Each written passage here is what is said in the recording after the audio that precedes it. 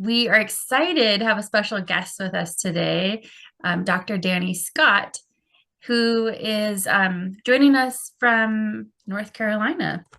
She's a visiting associate clinical professor at Northeastern University, Charlotte, in the Communication Sciences and Disorders program.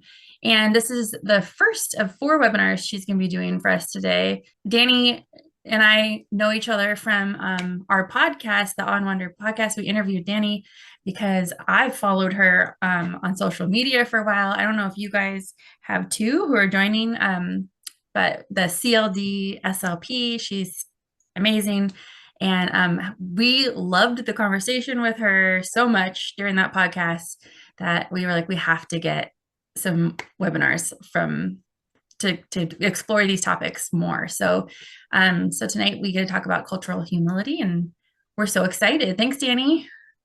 Thank you. Thank you so much for having me. And thank you for all of you who have walked in. I love to start with music because I think music brings people together, and our topic is culture humility. And what I have done is I have made an Afrobeats playlist to go with every topic that I will be presenting out of the four webinars. So I'll have a reason as to why I chose each song that I'll explain after we listen to some of the songs.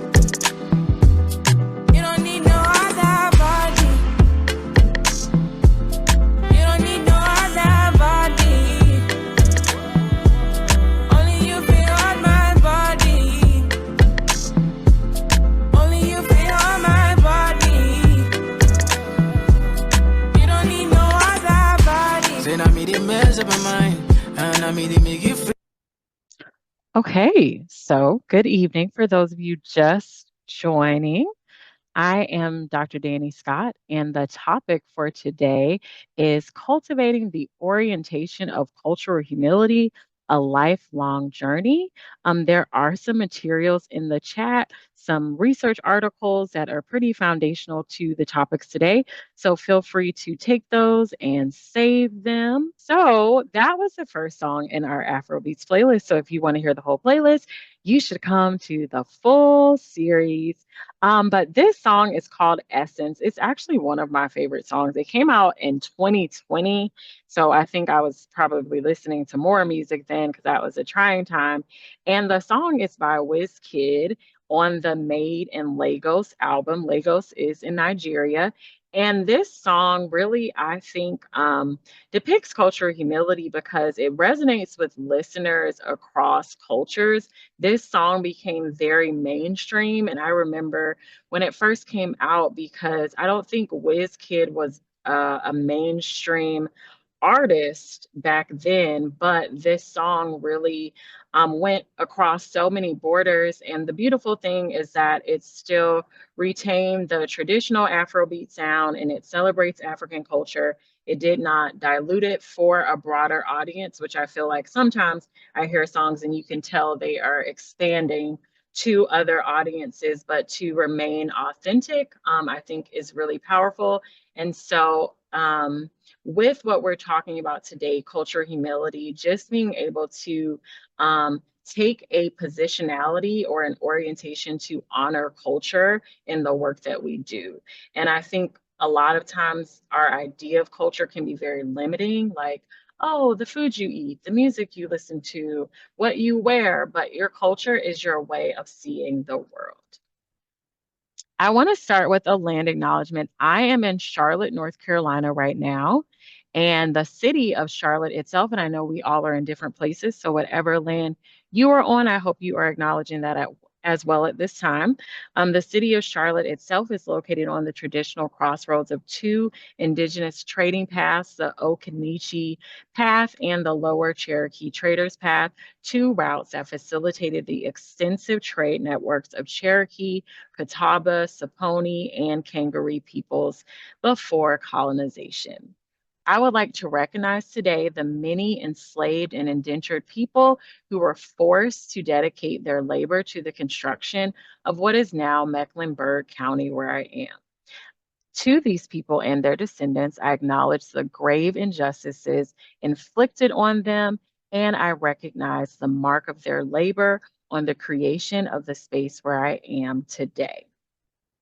I also want to share my disclosures. I receive a salary as a visiting associate clinical professor at Northeastern University, Charlotte, and I am receiving an honorarium for this webinar.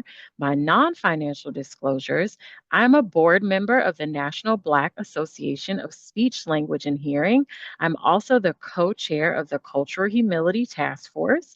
And just this past Saturday, we had our second annual Cultural Humility Conference. I am also a member of the American Speech Language Hearing Association Special Interest Group 14. A little bit about me. This is me on the cover of a magazine. What a dream. I've always knew this day would come. But this is me. It came out, I guess, last week. This is our National Black Association of Speech, Language, and Hearing in Basla magazine. And I wrote an article around cultural humility and linguistic justice talking about the 70th anniversary of Brown versus Board of Education.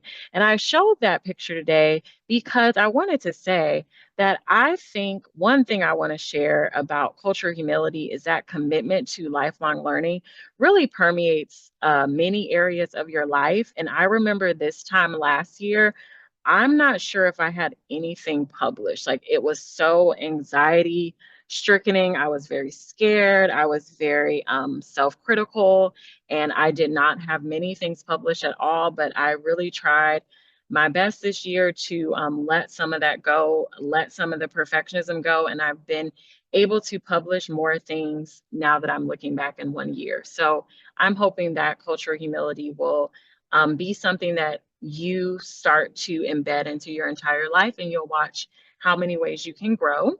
I am originally from Savannah, Georgia, and I live in Charlotte, North Carolina now. I was a school-based SLP for 6.5 years.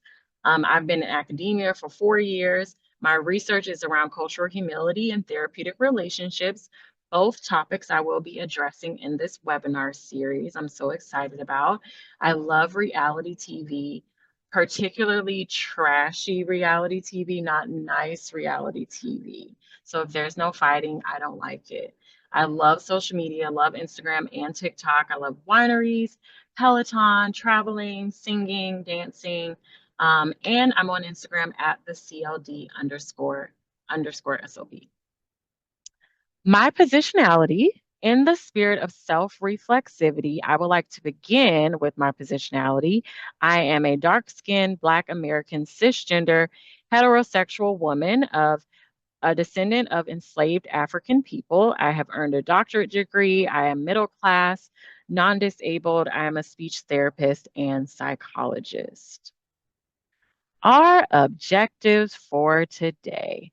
So, we are going to first have a solid working definition of cultural humility so that you can explain it as a pathway to enact social justice in our work.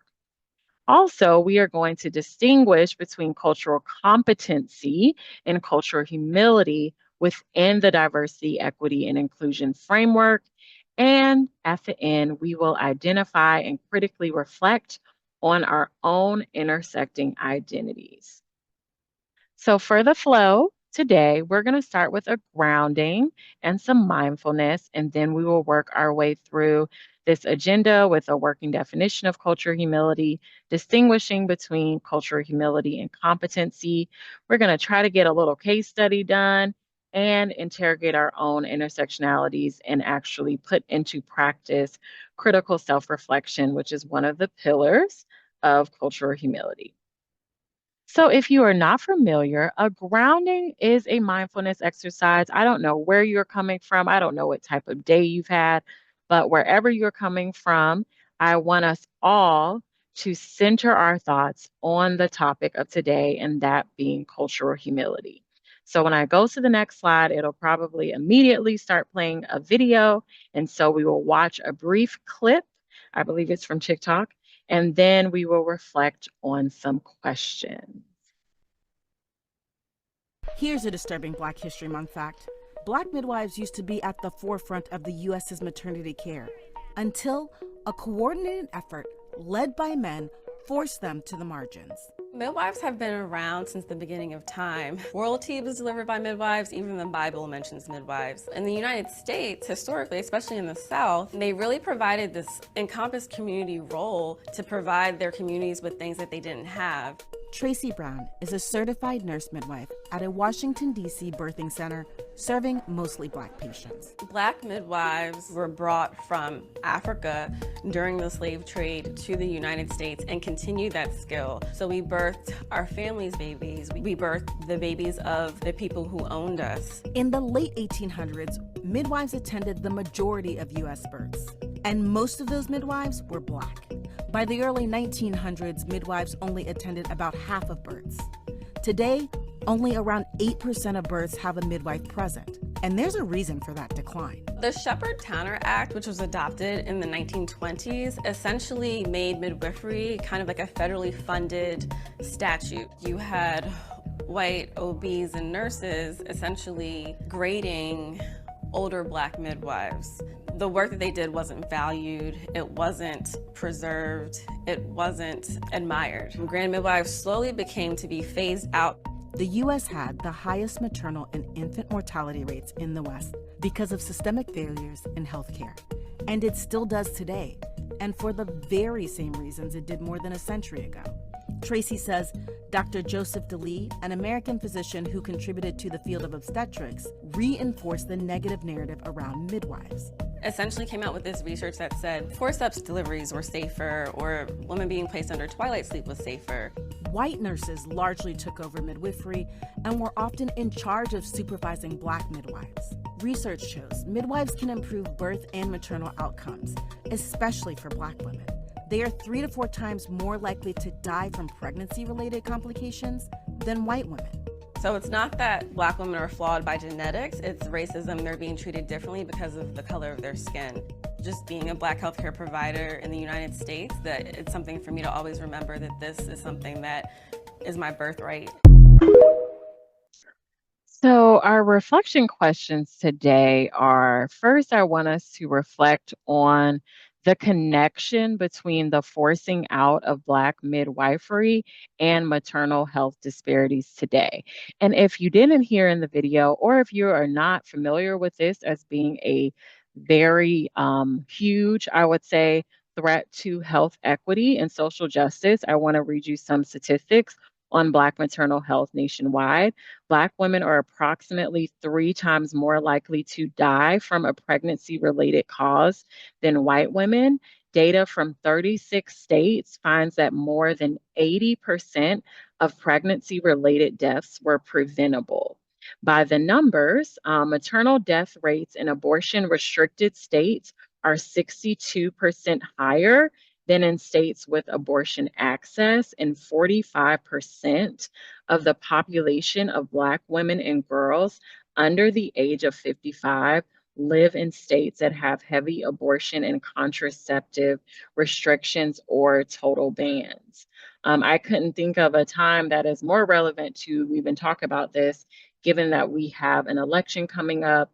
And this is a health disparity that has been going on for a very long time. So, thinking about what they said in this clip, Does anyone want to maybe share? You can put in the chat, you can unmute. What do you think is the connection between this historical event of forcing out Black midwives and now the health disparities that we see today? Hi. I would say, at least for me, I see a lot less, like as a Black woman, I see a lot less Black but doctors, midwives, um, nurses in like hospitals. I know when I had my, sorry, I had to come out, and so my kids are here and they're kind of loud.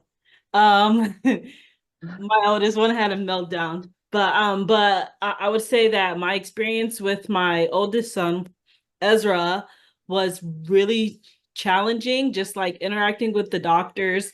And I feel like it was so medical.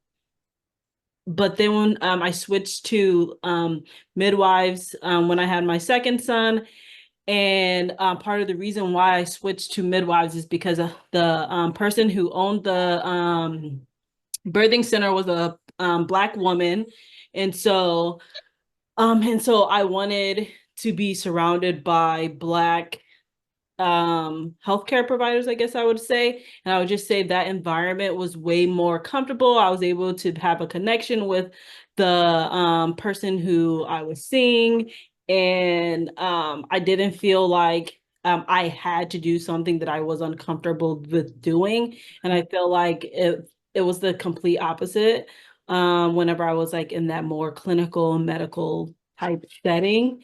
And Mm, so I just feel like the lack of connection that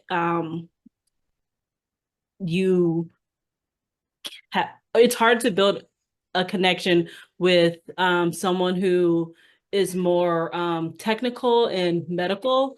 And so then that can make you feel like you can't say what you need as far as like pain mhm, or like with comforts or anything. And so then that um can lead to like difficulties later on down the road. I know, like sorry, whenever I had my son, um my water ended up breaking really early, but I was like really, really, really like nervous to go to the doctor because I already had like such a bad experience with like the clinic that I was at. But I was like, oh, I'll just stay for convenience. But then when I had my second child, I was like, I'm not doing that because like it didn't feel good and it was really challenging. mhm, mhm. Thank you. Thank you for being vulnerable and sharing with us because you have your experience directly relates to what we saw on a clip. And I think one thing about culture humility is learning, like you can't learn from statistics. So I read some statistics, I played a clip, but you learn from people's real lived experience. And the next question about institutional accountability relates in the sense of a lot of times we look at people's individual experience like, well, that was just her. Or, well, maybe that depends on where she lives or what hospital was that at. But when you're a Black woman, you have that sense of knowing that you know that this is not a one off. This is not a couple of people that you know. This is a very, even thinking about planning a family can be a very fearful experience because of what we have been experiencing for many years. And I know this resonated with me because my grandmother, actually, my dad's side of the family is from a small town outside of Charleston. And my grandmother was very instrumental, and she was a nurse in midwifery in their small town, to the extent of there were like no children that were born in the hospital until I think like my dad's time, so like 1950s. But before that, they were all they had midwives, and then that changed and they started being born in the hospitals, and then a lot of things shifted for them in a negative way. And so when we're thinking about institutions, so we can listen to a single story and know that this is not just one person's story, this is a compilation of many people's experiences. What can we do to hold the healthcare institution accountable for systemic barriers? Because the clip said that, there aren't that many um, Black doctors or Black healthcare professionals. So is that enough? Is it enough just to recruit more doctors so that we can have representation, or what is another way to hold the system accountable?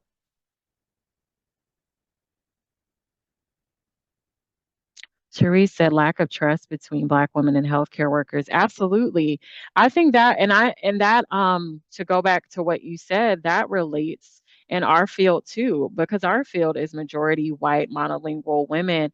And so there is mistrust, even if you weren't the one that did anything. Sometimes you are meeting families and they're coming in with a tremendous amount of mistrust, which is sadly understandable given people's experiences. And so the work that we do to listen to them, to connect with them, and to build trust is monumental for if they will even engage with us or not. Well, I think what I'm going to do, we might be able to answer this at least think about the concept of institutional accountability a little more as we go into our definitions. But I wanted us to at least start with that so you can know what are some of those pillars of cultural humility. So I want to give you a definition. But before I do, there aren't too many of you here. So maybe you can give me an emoji. How familiar are people, or write in the chat, how familiar are you with cultural humility? Have you heard of it? Does anyone feel like, yeah, I've actually heard a lot about this? Or no, I haven't heard much at all about this concept. It is new to me. I didn't learn this when I was in school. You've heard some? Okay, good. Brand new. Yay. I don't think I've heard of it. Okay. A little like the gesture. None. Okay, we have a nice range. Thank you. That really helps me know like, pace and depth. Could I have heard of it? Yeah, probably. There are a lot of different, we'll talk about, I wanted to be able to distinguish between a lot of the cultural terminology because there's so many words that we use. And I want you to know that all the words are actually not interchangeable. So we should be really intentional about that. Oh, good. Rocky Mountain had a class. I love to hear it. So many people are going through that program. I'm so glad they have a class. So this is one of my favorite definitions of culture. And I think before I talk about culture humility, I have to talk about culture. Culture is a society style, its way of living and dying. It embraces the erotic and the culinary arts, dancing and burial, courtesy and curses, work and leisure, rituals and festivals, punishments and rewards, dealing with the dead and with the ghost, who people, our dreams, our attitudes towards women, children, old people and strangers, enemies and allies, eternity and the present, the here and now and beyond. So, culture is everything about life. And I want you to grasp that because when we start to talk about cultural responsiveness and cultural humility and cultural competency, it is not the standard what you learned in social studies about culture. It is everything about some person's way of being and experiencing and seeing the world. Victoria, you said you want to know more, and you will get that today. So I don't know if I have to reshare my screen. I wanted us to watch a brief clip from the founders of Cultural Humility, Dr. Melanie Turvalon and Dr. Jan Murray Garcia. One word to describe cultural humility for me is love, actually. If I had to encapsulate cultural humility, or the whole concepts of cultural humility, it doesn't do it justice, but the word that I think of it is essence. Escuchar. Being. You. Opening. Receive. Compassion. Love. The principles of cultural humility offer one more framework to contribute to what has got to be our ultimate goal, yes? Our ultimate goal is that there will be a sense of equity, a sense of equality, and a kind of respect that we are driving forward.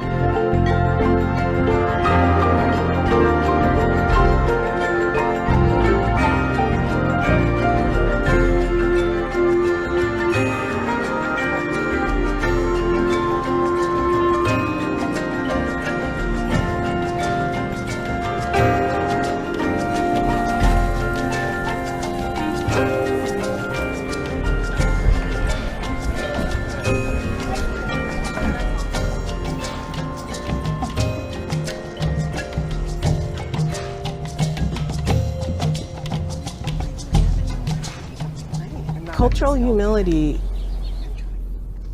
that is a multi-dimensional concept, and certainly Melanie Tervalon and I conceptualized 3 dimensions. The first is lifelong learning and critical self-reflection. And in that critical self-reflection, it is the understanding of how each of us, every single one of us, is a complicated, multidimensional human being. Each of us comes with our own histories and stories, our heritage, our point of view. You're looking at me now. I am very fair-skinned. When I was a little girl, my hair was blonde. My eyes are blue. People often tried to call me anything but African American.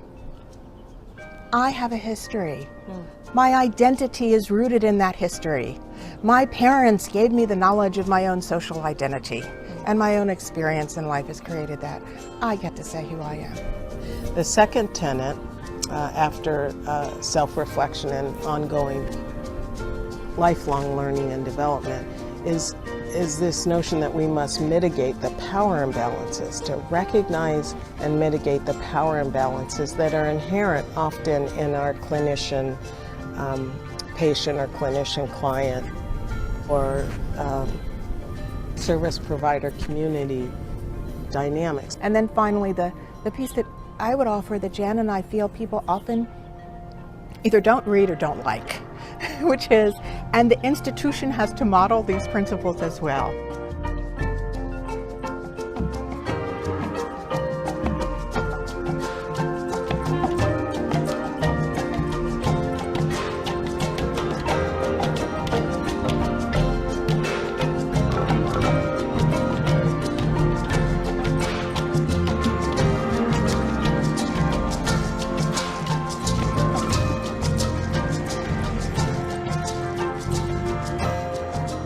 An African-American nurse is caring for a middle-aged Latina woman several hours after the patient had undergone surgery. A Latino physician on a consult service approached the bedside and, noting the moaning patient, commented to the nurse that the patient appeared to be in a great deal of post-operative pain. The nurse summarily dismissed his perception, informing him that she took a course in nursing school in cross-cultural medicine and knew that Hispanic patients overexpress the pain that they're feeling. The Latino physician had a difficult time influencing the perspective of this nurse, who focused on her self-proclaimed cultural expertise. It was curious to this Latino physician who, first of all, was Latino, not like all, in his case, not like all Mexican Americans know everything there is to know about Mexican American patients. That wasn't it, but he might have been a resource for that African American nurse in that moment that she didn't feel like she needed, again, because she had bought into this notion of competence, of cultural competence. The distinction between cultural humility and cultural competence was that we were in a process and a relationship that had many other layers to it, and that we were less comfortable with even the term of competence, in a way that I think people understand well, and that it implies, especially for people who are providers and are trained in academia, that you are then all-knowing and all-powerful. And we felt like that was not what was happening for us as we were learning from community and understanding in a very practical way how families were coming to the hospital and feeling as if they really were not being heard from their own heritage and history, and how that impacted what they came to the hospital with that we didn't know anything about, hadn't even a clue about. For us, this is part of the humility piece of it, getting to understand that, not trying to humiliate you, not trying to make you feel bad, trying to help us all understand that life is like this, and to, in a certain sense, be really happy about not knowing. And so I had to have them explain it to you, because I knew that there would be some people who maybe had never heard of this terminology before. And Dr. Tervalon and Dr. Murray Garcia, as they so beautifully stated, it is a good thing to be in a place of not knowing. And we can never assume that we are the expert on anything. I'll be super transparent and say, when I got out of grad school, I knew I was going to go work in Atlanta. I'm from Georgia. And so I really did feel like, okay, I know there are not a lot of Black speech therapists, and I'm going to go in there and I'm going to know how to serve my community. And I literally didn't. And it was so humbling. It was frustrating and it was humbling. Frustrating because I felt like graduate school set me up in a way that I couldn't serve my community because so much of what I learned was not responsive to people that look like me. But then also, I had to do a lot of work in saying, I am a Black person, but I am not an expert on all Black people. And that is humbling, and that is a good place to be. So, the 4 pillars of cultural humility, taking the orientation of I will never know enough. In fact, I only know what I know. Also, cultural, critical self reflection. So, being able to move inward into a place of this is personal for me. I have to have a level of self awareness. I have to understand that I am a cultural being. Culture is not race. So, every single person not only has a culture, but exists inside multiple cultures. I'm able to know what those cultures are because I understand who I am as a cultural being. I understand my identities, all of them, some of them being privileged and some of them being marginalized. And then being able to do the work to reflect on, is there any way I could possibly have blind spots in my client's experience? And the answer is always yes, you do. Redressing power imbalances. I love this one because it acknowledges that there are power imbalances inherent in any patient, provider, clinician, client, therapist, their teacher, student. There are inherent power imbalances. So your work is not to say, I wonder if there are power imbalances. No, your work is to say, yes, they are. How do I undo them every day so that I can build trust with my clients? And developing mutually beneficial partnerships. This one always makes me think of research, but honestly, it's any relationship where usually the person in power is the one benefiting, or maybe you feel like you're helping the community, but actually you're still getting something out of it because you are in the lead. That is also a way of thinking about power imbalances and shifting that, and then advocating and maintaining institutional accountability. So, like they said in the clip, even if you are doing the personal work of, I'm going to learn for the rest of my life, I'm going to learn from my clients, I'm going to reflect on my biases and my privilege, and your institution does not believe in that, if your institution does not have policies and structures that are supportive of social justice and diversity, equity, and inclusion, then so much of your work is not really going to go very far.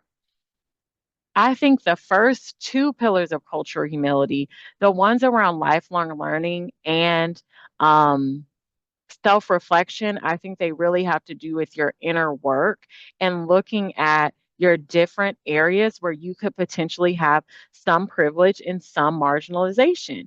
And a lot of the visuals they have, like Wheel of Privilege and Power, um, they aren't like, it's not one or the other. You can fall in a spectrum on a lot of different things. So you want to see yourself as a cultural being and see yourself as someone that does have power and privilege in different areas. So, example for me, I am Black, I am a woman, those are marginalized identities. But I am also someone who has a doctorate, a terminal degree. I'm someone who is middle class. I'm someone who is born in America.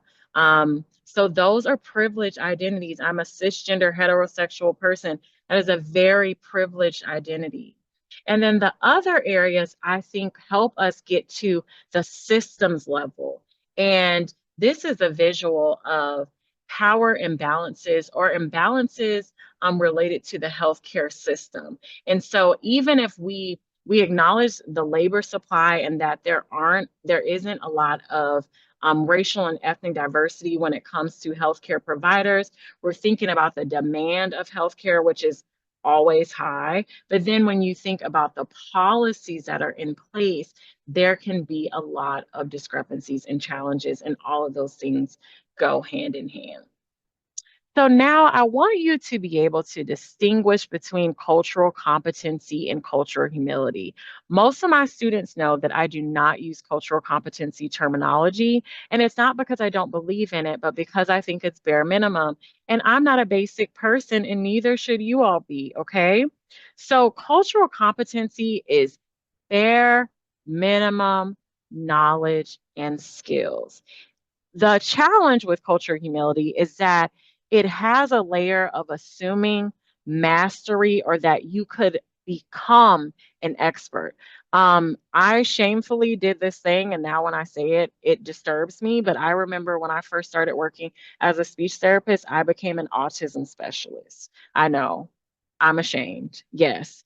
I don't know how anyone could think that they could be an autism specialist, but that is an example of cultural competency because I sat here on this computer and I learned all these modules and I learned about people with autism. Now someone should pay me to work with people with autism. Okay, so that is an example of competency.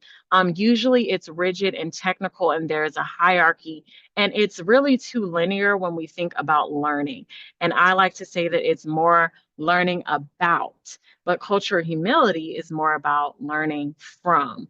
Also, cultural competency can be very prone to stereotyping, which now you are in a worse position than you were before you became culturally competent because you learn things about people that you don't know and you don't consider intersectionality. And so now you have unfortunately learned stereotypes and increased your susceptibility to implicit bias.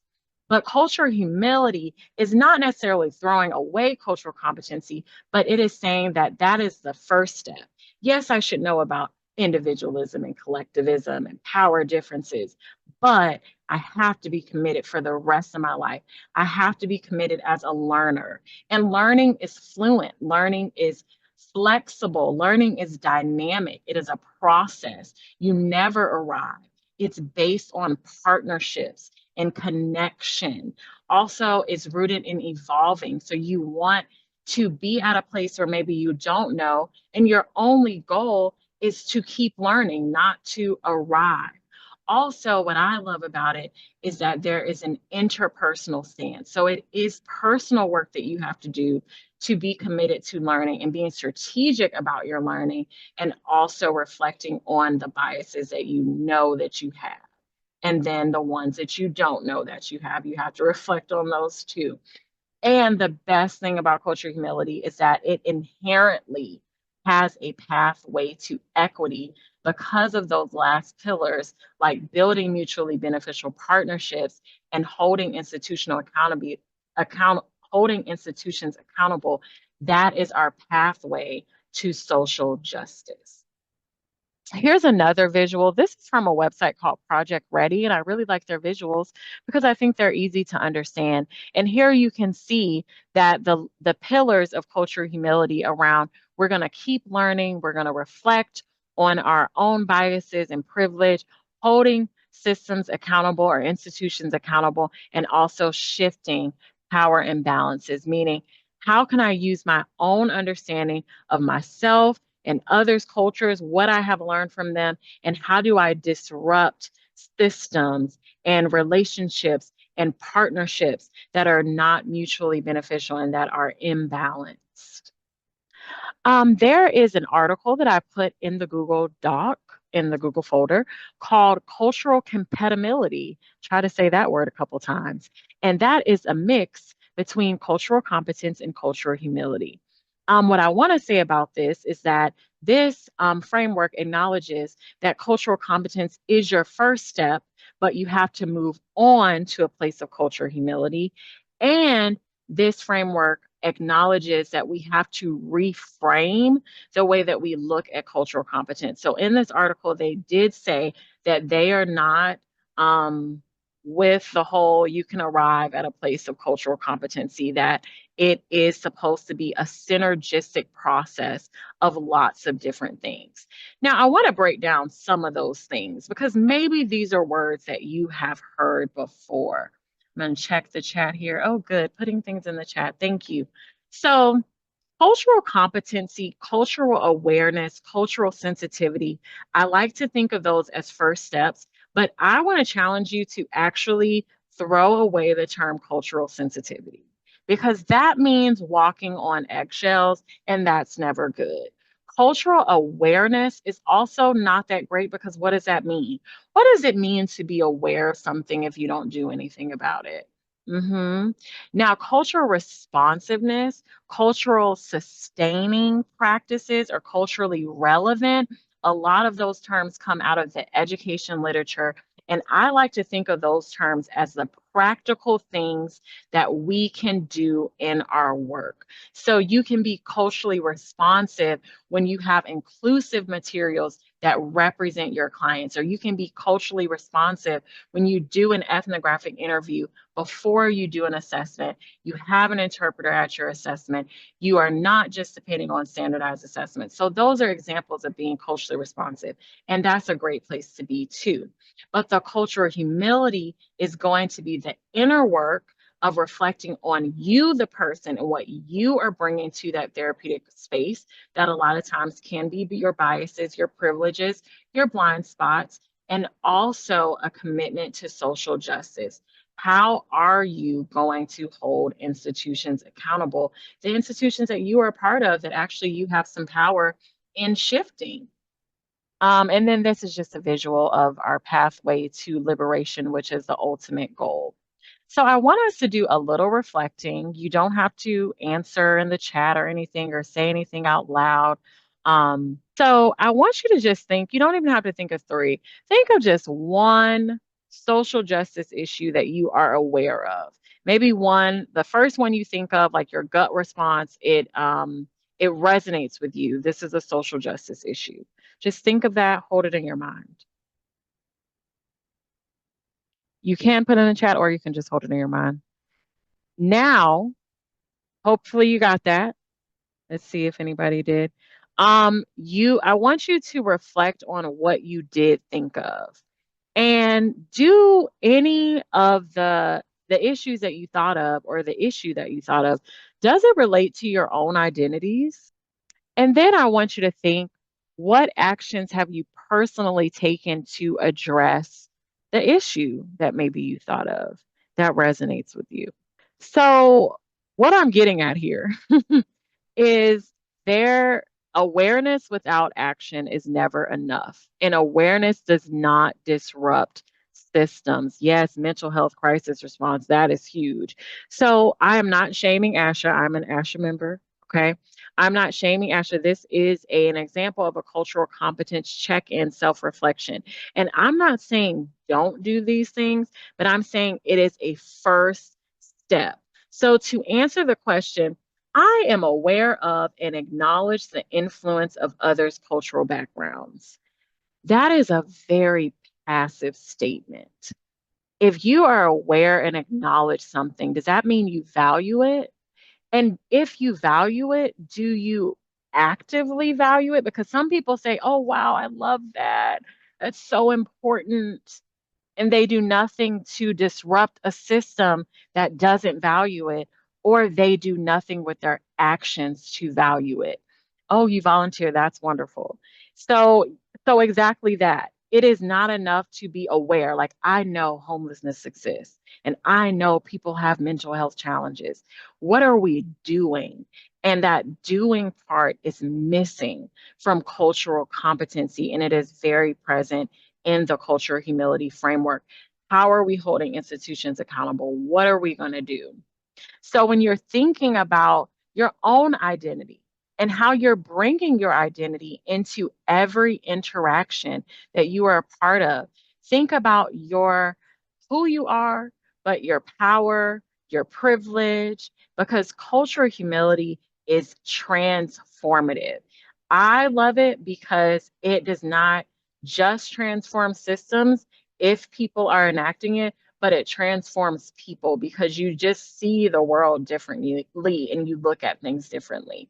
The vision of ASHA is making effective communication a human right, accessible and achievable for all. If that is not a social justice statement, I don't know what is. I mean, it's literally social justice. So we should be concerned about social justice. A culturally humble therapist is a lot of things, and I do want to preface that you will never arrive at this place. This is always an aspirational goal, but as an aspiration, you can want to be culturally safe.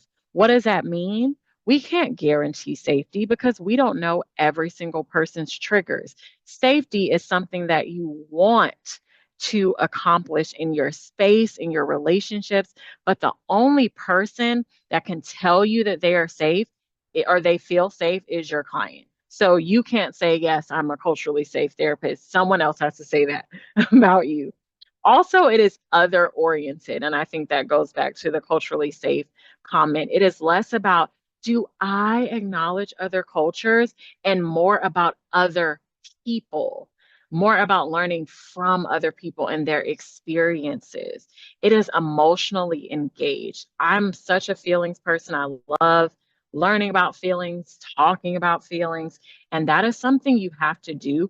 You have to be able to sense discomfort and use that as a thermostat to say, I'm uncomfortable because this is how I was raised. This conflicts with my value systems. Where do I need to keep learning? So you have to be emotionally engaged to be self-reflective, but you also have to be emotionally engaged to listen and learn from your clients and to listen without judgment. And then, of course, being responsive to what your clients need, not sensitive in a way of like, I don't know, I'm so nervous, because that's more you oriented, but responsive. I'm listening to them tell me this experience, and I am going to bring that into this space. Another visual, this one is more of like a corporate kind of working with teams, but I thought it was still very much relevant to us. And it just shows differences and definitions as far as like culture, humility, and cultural safety, but cultural safety as really being that ultimate place that you would want to arrive in. Also, I wanted to share these 5 R's of culture humility, and this is from the American Journal of Medicine. Reflection, which we've been talking about. Respect. I don't know how I feel about that one because I just think respect is like bare minimum. Like we literally should respect people for being human beings. I don't know, but okay. Regard. So holding people in the highest regard. I love that one. It makes me think of unconditional positive regard, and I think that's something we should talk more about in our field. Relevance. One will expect culture humility to be relevant in every encounter. When you start to embrace culture humility as a way of seeing the world, it does become very relevant in your life, in your practice, because you take this orientation of, what don't I know? Well, I don't know everything. Well, I probably should question this. Well, what about me is hindering me from feeling this way or leaning into this situation, or why am I uncomfortable, or what do I need to keep doing, or what power imbalances exist and how am I upholding them because I didn't acknowledge them. So it's like a way of thinking. Also resiliency. One will embody the practice of culture humility to enhance personal resilience and global compassion. And those are areas we have to grow in. The research on empathy says that empathy is a great goal, and we should be talking about that, especially when thinking about counseling. But most people are only empathetic when they understand someone's experience. And so it's like empathy has a limit. If you don't do the inner work of checking your biases, we can only be so empathetic. So growing in our ability to have compassion and to think about human rights and justice is really important. So I've just been blabbing and we only have a few minutes. I want to at least get to this case study where it's very short. I want you to just think about, and you can put in the chat, what do you think would be a cultural competency way of addressing this? And what would be a cultural humility way of addressing this? So Mariana is a 7-year-old girl in second grade who has been referred for speech language services due to concerns about her communication skills. She is bilingual, speaking Spanish at home with her family and English at school. She was born in the US, but her parents are immigrants from Mexico. She has an IEP for speech and language support, primarily for difficulties with expressive language and articulation. Mariana's family expresses concern that her struggles with English may be due to her being behind in both languages, but they want her to continue speaking English at home. So you can put in the chat, you could answer verbally. What do you think would be the cultural competency approach to this case? What would you do with this information if you were aligned with that cultural competency framework? And maybe you came here today not knowing much about cultural humility, so you were naturally aligned with that because that's what you knew. Encourage her to keep speaking Spanish at home. Good. Get together with a team, maybe the counselor, maybe speech, and we have a mate. Okay, some partnerships. That's really good. Okay. What about cultural humility? Now that you know just a little bit about the definition of cultural humility and how it differs, okay, reevaluate in Spanish. What are some things you think you would do if you were really embracing cultural humility? Think about the areas of self-reflection, shifting power imbalances, holding institutions accountable, or thinking about, does the institution I'm a part of, is their approach consistent with diversity, equity, inclusion, and justice? Have a conversation. Come on. That's always a good step. You can call it ethnographic interviewing, or you could call it a conversation. Do you want to add something? I see you unmuted. No, I was gonna say the Okay. same thing. Just have like a more in-depth conversation with the parents and yeah. Absolutely. That is your best starting point. Don't start with, well, the treatment plan and the assessment and da da da da. Have a conversation with people. Build rapport before you start making judgments and diagnoses and coming up with plans. Get to know them. Examining practices that are discouraging bilingualism at home. I love that. And I think, Dee, you're speaking to, there is stigma around maintaining your bilingual status and not, because America is so speak English. And because of that, many times we are with families and they might be pushing English, not necessarily because they want to, but because there's so much pressure and stigma to do so. So even thinking about, what is the messaging you have received? And I love to ask those types of questions because it will really show you, okay, this is what the family really wants, but this is what they're going through. This is what they're dealing with. So those are great places to start. So when it comes to the difference between cultural humility and cultural competency, cultural competency is a lot about the SLP's knowledge. Well, you know, I studied abroad in Mexico and I know about these families. Yeah. Absolutely not. Thinking about, you should know some things, like you should know some sounds we produce in English or Spanish, but you are not the expert. Cultural humility is that engagement in the learning process from the family, not learning about from Google, learning from the family and adapting your assessment, your therapy, your communication style, your connection to the unique needs and preferences of the family, and consistently checking on your biases, the ones that come up and the ones you don't know you have. So, as always, I have run out of time. In my last minute, I want to give you some homework. I know, because we're lifelong learners here now, okay? So I want to close with this concept of intersectionality. There's a wonderful TED Talk by the founder of this term, Kimberly Crenshaw, called The Urgency of Intersectionality. You can watch that if you are unfamiliar with this terminology. And I want you to reflect, take these questions as you go on, because this is where you want to learn the most. I want you to think about your privileged identities, think about your marginalized identities. What are your most salient, meaning what are the most meaningful identities to you in your life in whatever season you're in? And then what are your potential blind spots? And a lot of times those blind spots come from our privileged identities. So what can you do to intentionally learn in the areas of your privilege? That is what I want you to get your 2 hours of ASHA DEI credit. I want you to be intentional about thinking about your blind spots and learning more in that area as you move forward on your new journey to cultural humility.